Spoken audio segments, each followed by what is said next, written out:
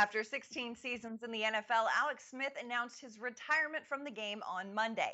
I'm Madeline Burke for Sports Illustrated, along with SI's Bill Enright. And Bill, 2020 Comeback Player of the Year, former #1 overall pick who spent the first 8 seasons of his career with the San Francisco 49ers. He then played for the Kansas City Chiefs, was traded to Washington in 2018. What is one word that you would use to describe his career? I wanted to say get better with age, but then I was told that's more than one word. So I'm going to go with dignity. And the reason why I'm choosing dignity is because Alex Smith approached the game with a tremendous respect. He was a consummate professional. You never heard him complain. Let's look back at what he had to deal with when he was the San Francisco 49er. As a rookie, he had Mike McCarthy as an offensive coordinator. Second year, his OC was Norv Turner. Third year, Jim Hostler. Fourth year, Mike Martz as the OC, and he had a head coaching change. Fifth year, his OC was Jimmy Wright. That's five different offensive coordinators in his first 5 seasons. His sixth year in the league, he had a head coaching change. His seventh year, he had a head coaching change and an offensive coordinator change. There was so much turmoil in the first 7 years of his career, and then all of a sudden he turned it on.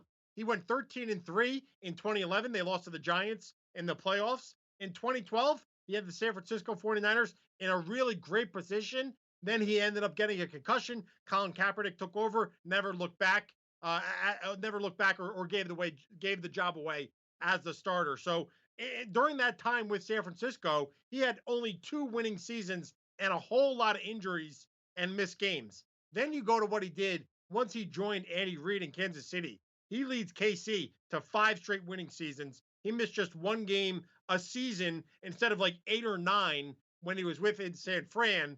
And then you get to the point later on in his career after that injury against that he suffered against the Texans. The doctors they feared that they might have to amputate his leg. And if you watch the documentary, I believe it was on HBO, he never complained. He was always positive. And then he comes back. You mentioned winning the comeback player of the year. He leads Washington to a 5-1 record and helps push them towards winning the NFC East division title.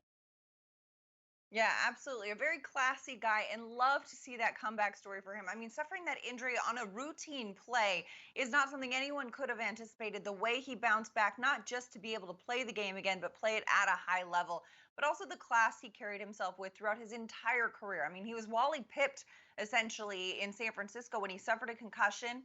And then Colin Kaepernick leads the 49ers to a Super Bowl. He saw a similar fate when he's in Kansas City. They trade him because they've got a young guy, Patrick Mahomes, who is clearly the future of that franchise. And in Washington, of course, dealing with that injury, coming back from it. But his career stats are impressive. The way he's been able to continually carry the teams that he's under center for, and just the class in which he operates is just one of those things that we can't not give him respect. Not to mention the fact that this man passed for 35,650 yards and 199 touchdowns in his career. A little footnote there. He put up some numbers as well.